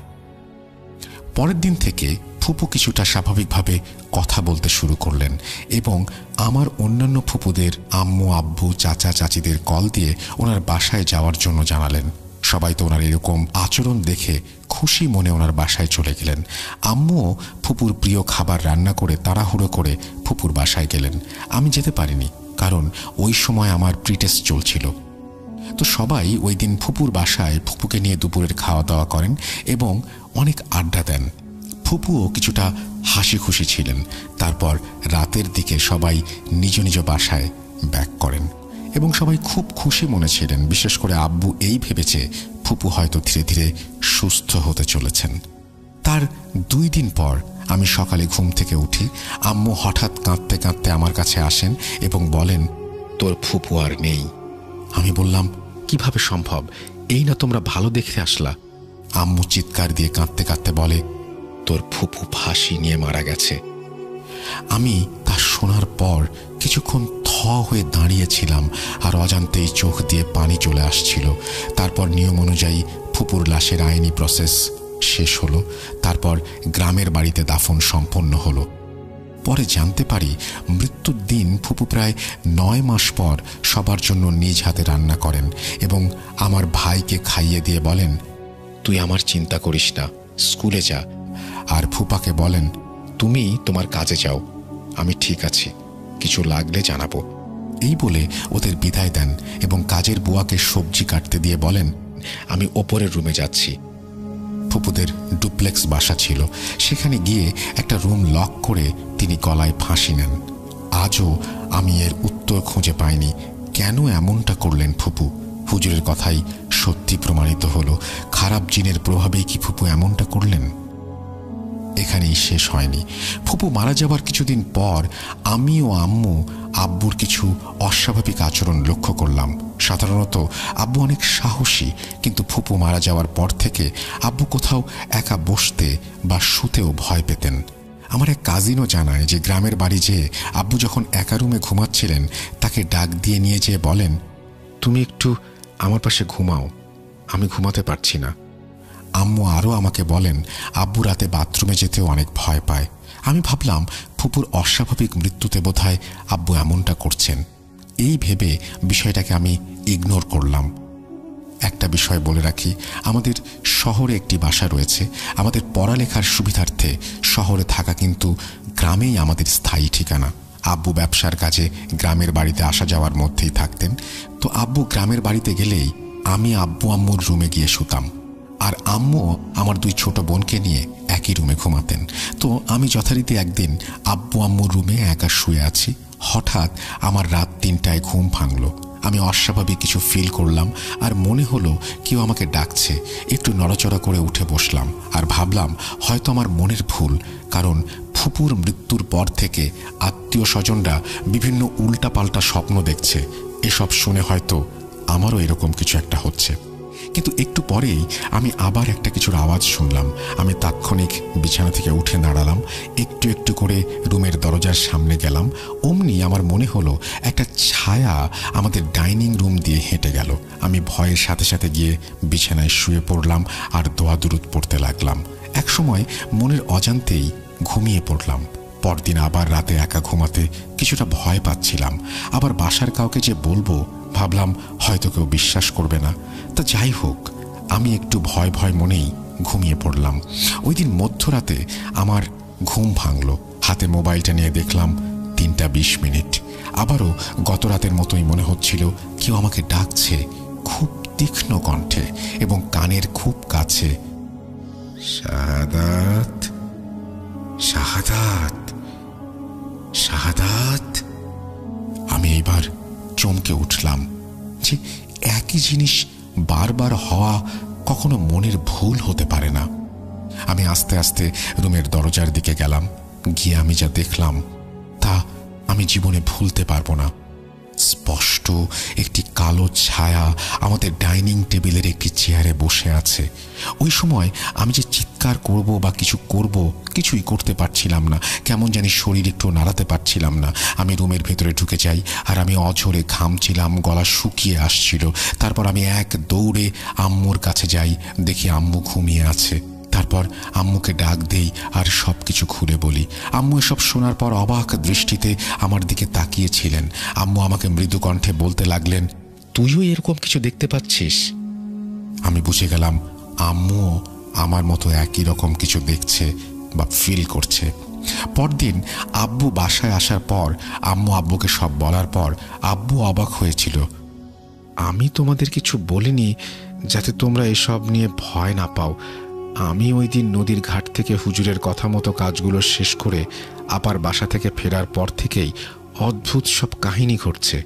বিশেষ করে আপা মারা যাবার পর থেকে এসব বেড়ে গেছে। রাতে আমি একা ঘুমাতে পারি না, মনে হয় আমার কাছে কেউ একজন শুয়ে আছে আর কানে ফিস ফিস করে কিছু বলছে। কোথাও একা একা বসে থাকলে মনে হচ্ছে আমার কাঁধের ওপর কেউ একজন বসে আছে। আমার শরীর ভার হয়ে আসছে। যখনই আমি বাথরুমে যেতাম মনে হতো কেউ একজন আমার পেছনে দাঁড়িয়ে আমার নাম ধরে ডাকছে আর কিছু বলার চেষ্টা করছে। এসব কিছুর পর আমরা বুঝতে পারলাম যে বাসায় খারাপ কিছুর আবির্ভাব ঘটেছে। তাই দেরি না করে আব্বু ওই হুজুরকে নিয়ে আসলেন। হুজুর সবকিছু শোনার পর বললেন যে ফুপুর সাথে থাকা সেই খারাপ জিন বা তার কোনো সাথী আব্বুর সাথে আছে। ওই দিন আব্বু নদীর ঘাটে গিয়ে ওই কাজগুলো করায় ওইখান থেকেই আব্বুকে প্রভাবিত করতে চাচ্ছে। হুজুর আরও বলেন এই জিনগুলো খুবই খারাপ এবং শক্তিশালী। তারা কানের কাছে বিভিন্ন শব্দ করে সব সময় এবং অন্য মনস্ক রাখতে চায়। দুনিয়ার মোহ মায়া ত্যাগ করার জন্য কানের কাছে বিভিন্ন কথা বলতে থাকে। ফুপুর সাথে এই জিনগুলো এগুলোই করত। এমনকি ফুপুকে এইটা ফিল করাতো যে আশেপাশে এখনো পর্যন্ত যত খারাপ কিছু হয়েছে বা তার আশেপাশে মানুষের সাথে খারাপ যাই হচ্ছে তার জন্য দায়ী উনি। এক পর্যায়ে তিনি এসব মানসিক চাপ সহ্য করতে না পেরে আত্মহত্যার পথ বেছে নেন। এসব শোনার পর আমি এখন বিশ্বাস না করে আর থাকতে পারলাম না। কারণ ওই দিন রাতে যখন আমি শুনতে পাই আমার নাম ধরে কেউ ডাকছে, মনে হচ্ছিল খুব কাছের কেউ আমাকে খুব বিরহ ভরা কণ্ঠে ডাকছে আর খুব তীক্ষ্ণ কণ্ঠ আমার কানে আসছিল। মনে হচ্ছিল আশেপাশের কিছুই ভালো লাগছে না। তারপর ওই দিন রাতে হুজুর আমাদের বাসাতেই থেকে গেলেন। যেহেতু ওনার সাথে আমাদের পারিবারিক সম্পর্ক, তাই তিনি নিজ থেকে বললেন এভাবে চলতে থাকলে একে একে সবকিছু নষ্ট করে ফেলবে। তাই তিনি আমাদের বাসায় থেকে রাত্রি যাপন করেন এবং জিকির আজগার করেন এবং আব্বু সহ আমাদের সবাইকে কিছু দোয়া দুরুদ লিখে দিয়ে যান, যেগুলো নিয়মিত পাঠ করতে বলেন এবং আব্বুকে একটি তাবিজ পরিয়ে দিয়ে যান। তারপর থেকে আমাদের বাসায় এরকম কিছু ঘটতে দেখা যায়নি।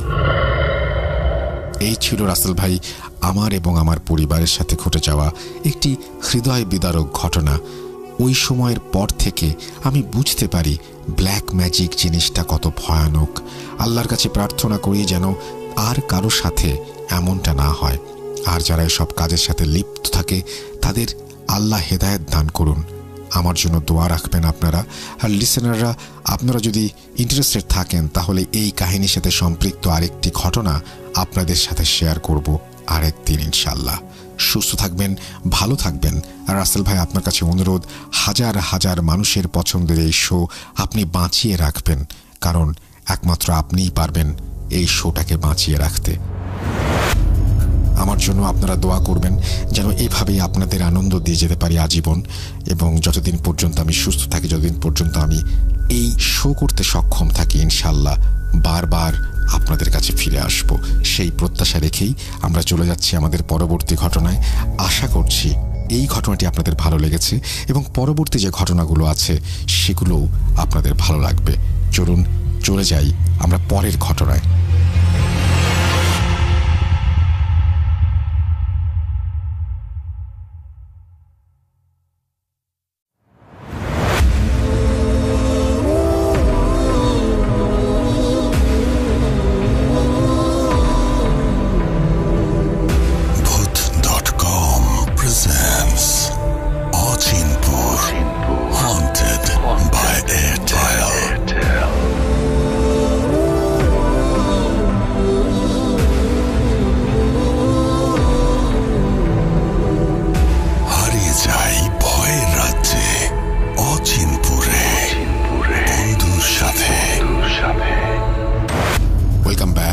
সবাইকে স্বাগত জানাচ্ছি আমি রাসেল। আশা করছি আপনারা সবাই ভালো আছেন, ভালোর দলে আছেন।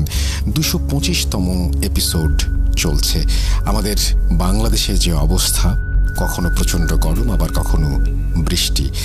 এই গরমে আমরা কাহিল হয়ে যাচ্ছি, আবার তার পরপরই বৃষ্টির জন্য বাইরে বেরোতে পারছি না, বিভিন্ন জায়গায় জলাবদ্ধতার সৃষ্টি হচ্ছে।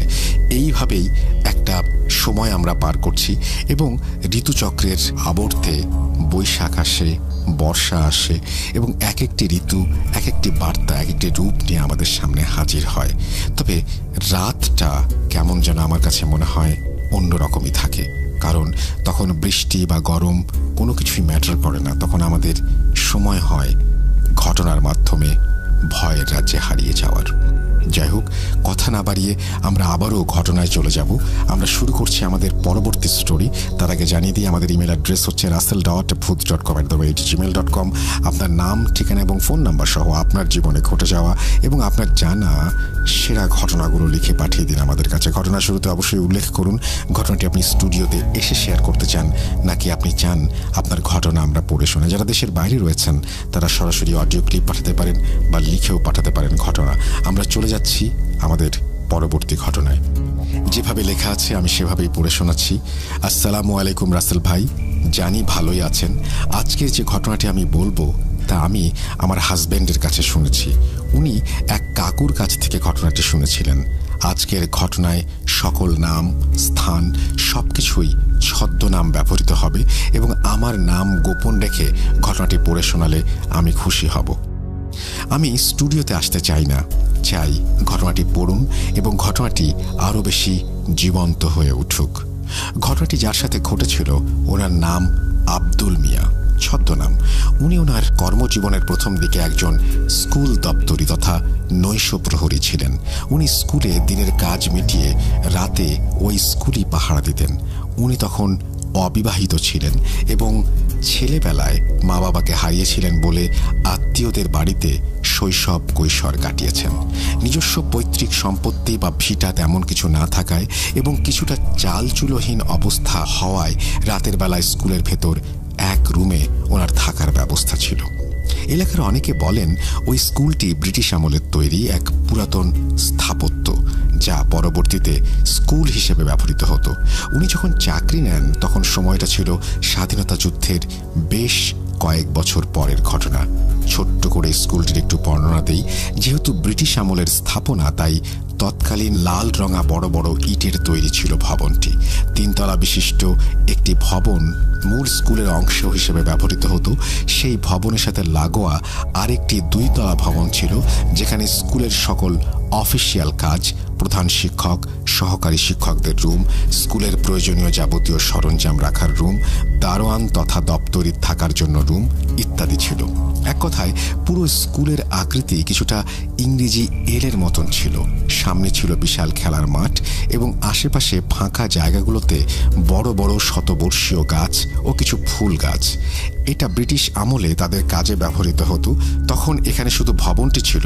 পরবর্তীতে স্কুলের শোভা বাড়াতে তাকে উপযুক্তভাবে সীমানা করে সজ্জিত করা হয় খেলার মাঠ, ফুল গাছ, সীমানা প্রাচীর ইত্যাদির মাধ্যমে। ব্রিটিশরা উপমহাদেশ ত্যাগের পর অল্প কয়েক বছর ওই ভবনটি ওভাবেই ছিল। ওখানে কেউ যাওয়া আসা করত না। যেহেতু ভবনটি মোটামুটি বড়, তাই পরে তাকে স্কুলের জন্য ব্যবহার করা হয়। প্রথম দিকে এটা প্রাথমিক স্কুল হিসেবে ব্যবহৃত হতো। মূল ঘটনায় যাই।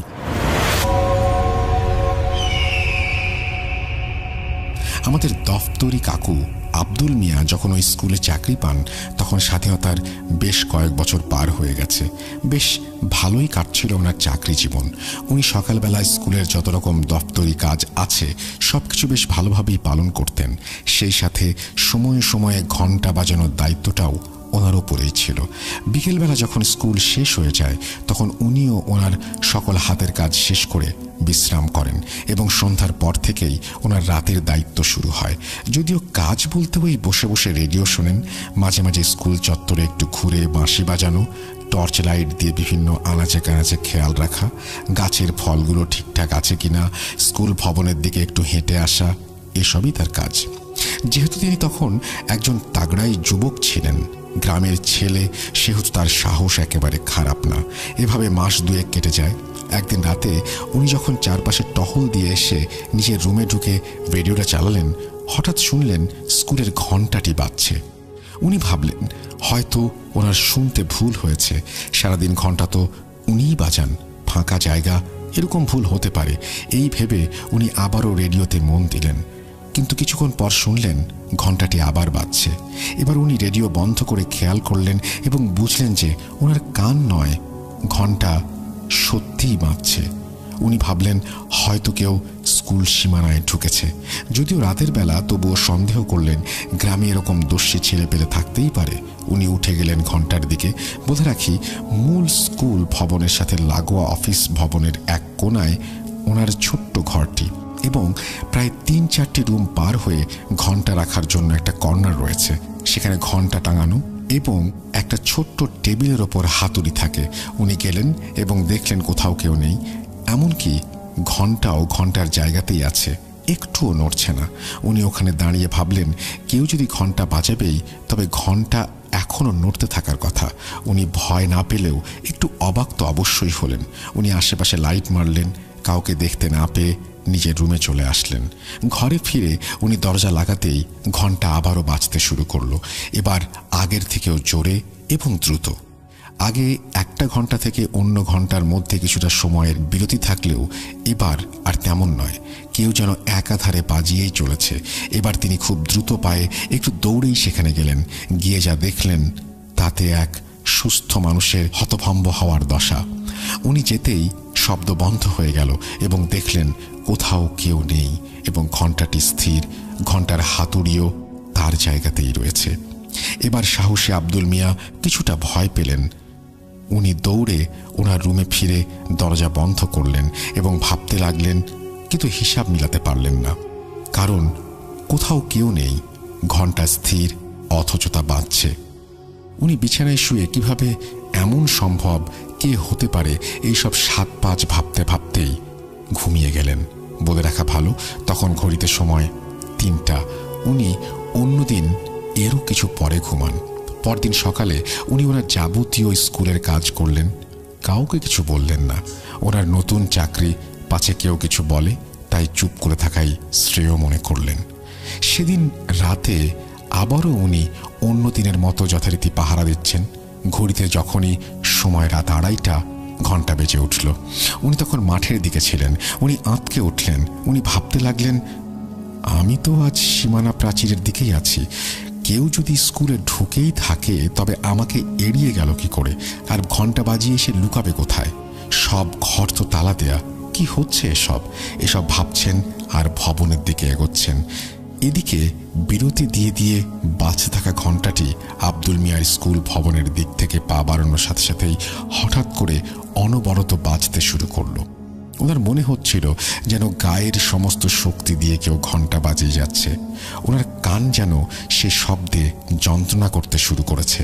উনি যেই মুহূর্তে ভবনের সিঁড়িতে পা রাখলেন, ঘণ্টা বাজা বন্ধ হয়ে গেল। উনি ঘণ্টার কাছে গেলেন এবং দেখলেন ঘণ্টা ঠিক গতদিনের মতো স্থির। কিন্তু আজ উনি অনুভব করলেন ওখানে যেতেই ওনার শরীর যেন খুব ভারী হয়ে এসেছে। উনি যেন নড়তে পারছেন না। তবু অনেক সাহস করে উনি ঘণ্টাটি ধরলেন এবং ওনার মনে হলো উনি বৈদ্যুতিক শক খেলেন এবং তাৎক্ষণিক পড়ি কি মনি করে নিজের ঘরের দিকে ছুটলেন। নিজের ঘরে ঢুকেই দরজা বন্ধ করে যত দোয়া দুরুদ জানতেন সব পড়লেন।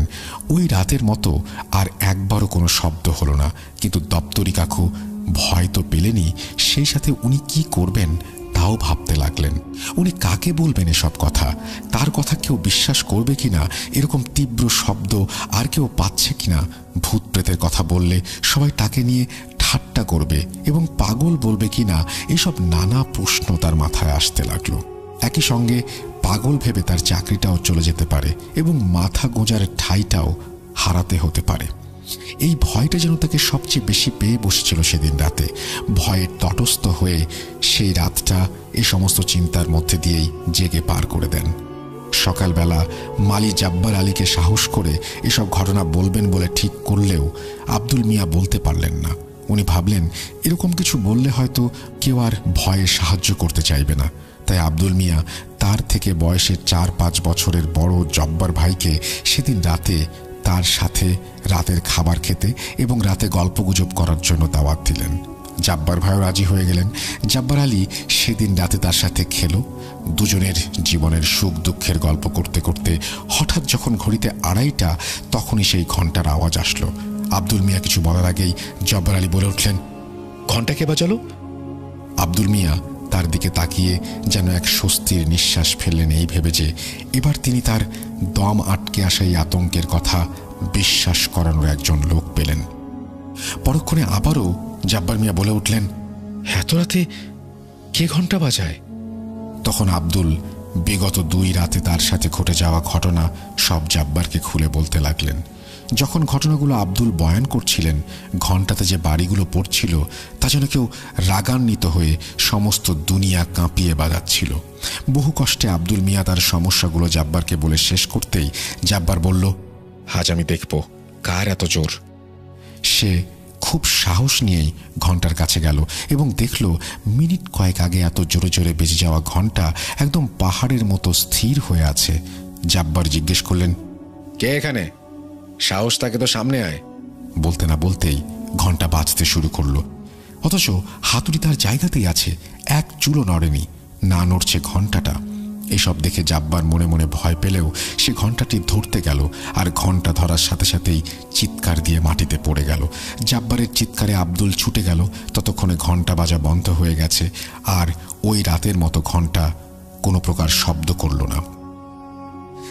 জব্বার সেই রাতে ঘোরের মধ্যে পার করে দিল। পরদিন সকালে যখন সুস্থ বোধ করল, তখন সে আব্দুলকে নিয়ে কিছুটা দূরে এক মসজিদে মুয়াজ্জিনের কাছে গেল। সব কথা শুনে মুয়াজ্জিন সেদিন রাতে তাদের সাথে থাকতে রাজি হলেন, কিন্তু একইভাবে সেদিন রাতে তারা 3 জন অপেক্ষা করতে লাগলেন ঘড়িতে 2:30 বাজার জন্য। অথচ অদ্ভুতভাবে তারা 3 জনের কেউই ঘণ্টা কেন একটা পিন পতনের শব্দও শুনলেন না। হুজুর যেহেতু ঘটনার সাক্ষী নন, তাই ভয়াবহতার মাত্রা বুঝতে পারলেন না ঠিকই, তবে জব্বার আর আব্দুলের মুখ থেকে যে বর্ণনা শুনেছেন তার উপর ভিত্তি করে মালি আর দপ্তরির সাথে কিছুটা অবাক না হয়ে পারলেন না। সেদিন ভোরে হুজুর চলে আসলেন এবং পরামর্শ দিলেন যে রাতের বেলা আপাতত বেশি বের হওয়ার দরকার নেই, আর রাতে দোয়া দুরুদ পড়ে নিজের ঘরেই থাকতে বললেন। ওই দিন আব্দুল মিয়া রাতে খাওয়ার পরে নিজের ঘরেই অবস্থান করছিলেন, কোনোভাবেই বের হলেন না। হুজুরের পরামর্শ মতো দোয়া দুরুদ পড়ে শুয়ে পড়লেন। সেই নির্দিষ্ট টাইমে ওই দিন ঘণ্টা বাজতে শুরু করলো এবং মনে হতে লাগলো ঘণ্টা যদি কেউ হাঁটতে হাঁটতে এবং একটা নির্দিষ্ট সময় বিরতি দিয়ে বাজায় তাহলে যেমন শব্দ হবে ওই রকমভাবেই বাজছে ঘণ্টাটা। ঘণ্টাটা বাজতে বাজতে ঠিক রুমের কাছে এসে থেমে গেল। মিনিট 15 ওভাবেই যেন কেটে গেল। চারিদিকে কোনো শব্দ নেই। হঠাৎ করেই তার দরজায় কেউ নক করলো। আব্দুল মিয়া এক লাফে উঠে বসলেন বিছানায়। উনি কাঁপা কাঁপা গলায় জিজ্ঞেস করলেন, কে? দরজার উপাস থেকে উত্তর এলো, আমি। এবং সেই উত্তর শেষ হতে না হতে আবারও দরজায় কড়াঘাত শোনা গেল। আব্দুল মিয়া এবার চেঁচিয়েই বললেন, কে? কে দরজা নাড়ে? এবার উত্তর আসলো, আমরা। উত্তর দিয়েই মনে হলো একদল বাচ্চা যেন পালিয়ে গেল।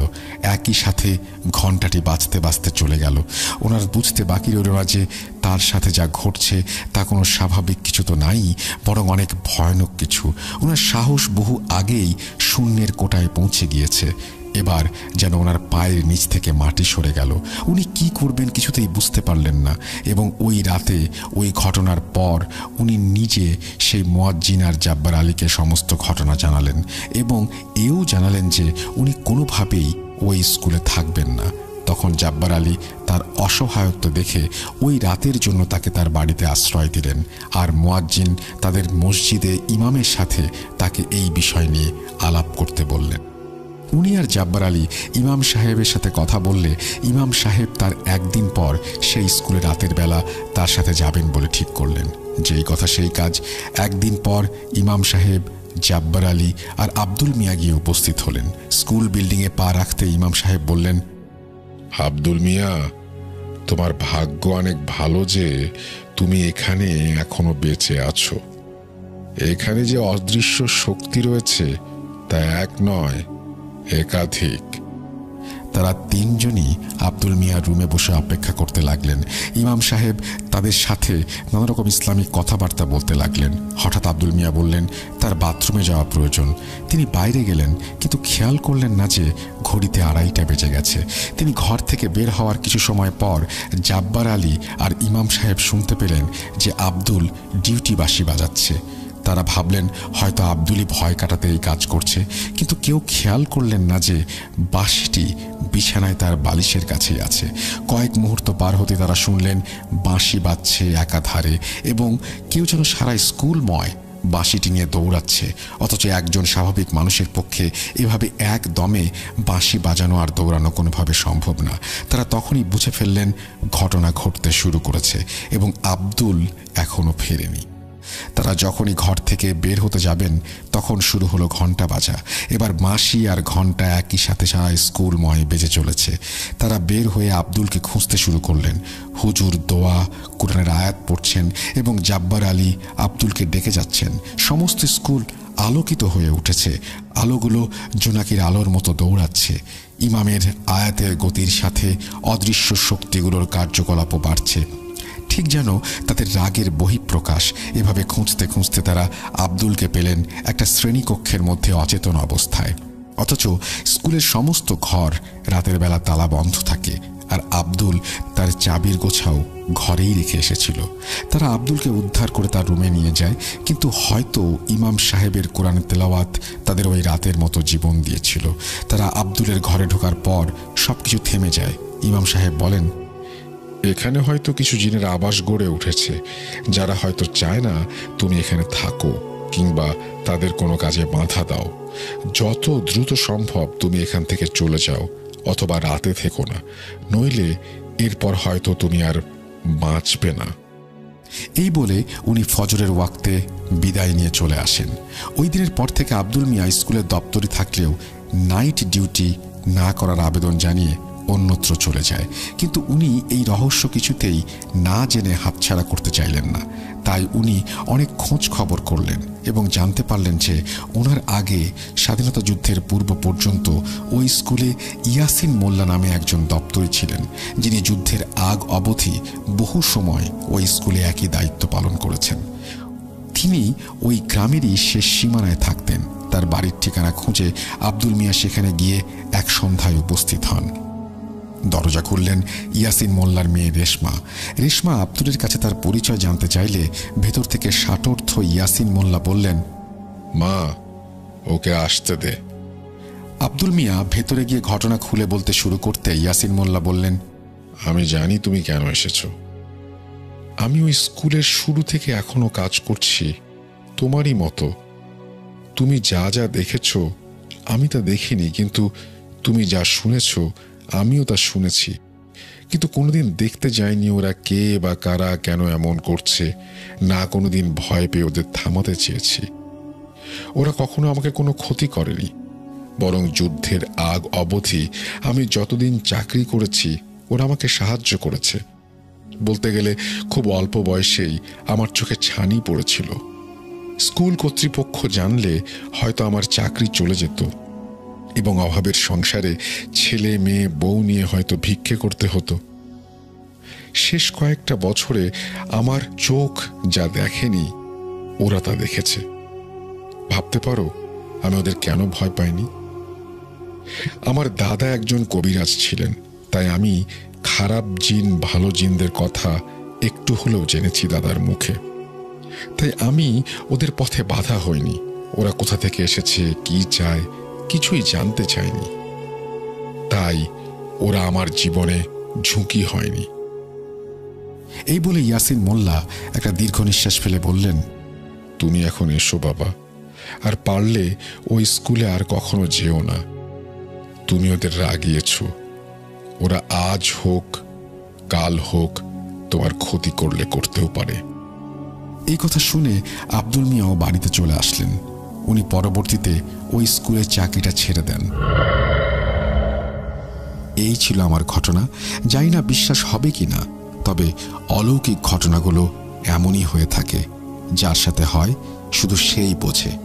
ভালো লাগলে সবাইকে পড়ে শোনাবেন। ঘটনা সিলেক্টেড হলে নিজের সাথে ঘটা কিছু ঘটনাও মেইল করব পরবর্তীতে। ভালো থাকবেন, দোয়া করবেন। আসসালামু আলাইকুম। এরপরে তিনি তার নাম এবং তার ফোন নাম্বার শেয়ার করেছেন, যেটা আমি পড়ছি না। আপনাকে অসংখ্য ধন্যবাদ। চমৎকার একটা ঘটনা এবং অনেকদিন পরে খুব চমৎকার একটা ঘটনা পড়ে আমার নিজেরও খুব ভালো লাগলো। আশা করছি যে এই ঘটনাটি আপনাদেরও ভালো লেগেছে। যদি ভালো লাগে তাহলে অবশ্যই আমাদের জানাবেন। আর ভালো না লাগলেও আমাদেরকে জানাবেন। আমরা চলে যাব আমাদের পরবর্তী ঘটনায়। আপনারাও কিন্তু চাইলে এরকম চমৎকার ঘটনা পাঠাতে পারেন। আমাদের ইমেল অ্যাড্রেস হচ্ছে russell.booth.com@gmail.com। আপনার নাম, ঠিকানা এবং ফোন নাম্বার সহ আপনার জীবনে ঘটে যাওয়া বা আপনার জানা সেরা ঘটনাগুলো লিখে পাঠিয়ে দিন আমাদের কাছে। ঘটনার শুরুতে অবশ্যই উল্লেখ করুন যে আপনি স্টুডিওতে আসতে চান নাকি আপনার ঘটনা আপনি চান আমরা পড়ে শোনাই। যারা দেশের বাইরে রয়েছেন তারা সরাসরি অডিও ক্লিপ পাঠাতে পারেন বা লিখেও পাঠাতে পারেন। অডিও ক্লিপ পাঠানো সবচেয়ে বেশি ইজি, কারণ আপনি আপনার মোবাইল দিয়ে আপনার স্টোরিটি রেকর্ড করলেই অডিও ক্লিপ আকারে সেটা আপনি ইমেইলের সাথে অ্যাটাচ করে পাঠিয়ে দিতে পারেন। সো খুবই ইজি প্রসেস। 225 নম্বর এপিসোড শুনছেন আপনারা। আমি রাসেল আছি আপনাদের সাথে। আমরা তখন ইমেল ইনফরমেশন দিলাম, এছাড়াও আমাদের ফেসবুক পেজের ইনফরমেশনটা আপনাকে দিয়ে দিচ্ছি। আমাদের ফেসবুক পেজ হচ্ছে www.facebook.com/russell.স্বাধীন। আপনার নাম, ঠিকানা এবং ফোন নাম্বার সহ আপনার জীবনে ঘটে যাওয়া ঘটনাগুলো আপনি যেরকম জানাবেন, একইভাবে আপনারা হচ্ছে আমাদের ফেসবুকের সাথে কানেক্টেড থাকবেন সমস্ত ধরনের আপডেট পেতে। আমরা চলে যাচ্ছি আমাদের পরবর্তী ঘটনায়।